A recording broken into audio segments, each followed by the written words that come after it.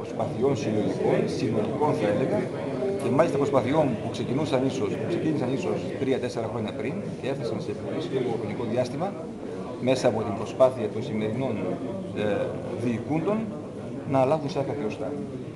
Αυτό από μόνο του καταδεικνύει κάτι πάρα πολύ σημαντικό.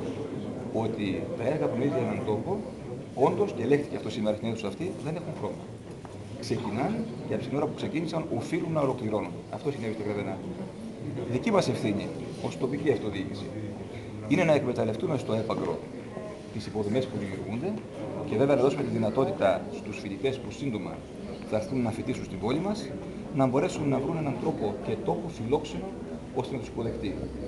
Αυτό σημαίνει ότι η δική μας ευθύνη ως Γρεβενιτών πλέον είναι πάρα πολύ μεγάλη. Είναι ευθύνη τόσο των πολιτών, οι οποίοι έχουν αποδείξει ότι είναι φιλόξενοι και ξέρουν αυτή του συναρετή να την αναδεικνύουν και να την ξεδιπλώνουν, βέβαια και όσο και τη δική μας ευθύνη ως Δημοτικής Αρχής, που πρέπει να βρούμε εκείνον τον τρόπο που θα εξυπηρετήσει τα μέγιστα την εύρυθμη λειτουργία αυτού του νέου συγκροτήματος.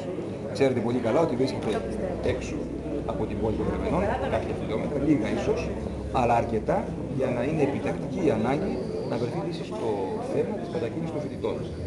Εκεί και με δική μας και με το Ουνομάκι η συνεργασία και βέβαια εάν χρειαστεί, αυτό θα μας το δείξουν τα νούμερα, και η οικονομική στήριξη του Υπουργείου Οικονομίας και Οικονομικών και πιο συγκεκριμένα του κ. Φόλια, θα πιστεύω ότι θα δρομολογεί εκείνη η λύση και νομίζω είναι δέσμευση αυτό που λέμε τώρα, ώστε όντως το ότι είναι εξυπηρετηθεί με τον καλύτερο δυνατό τρόπο.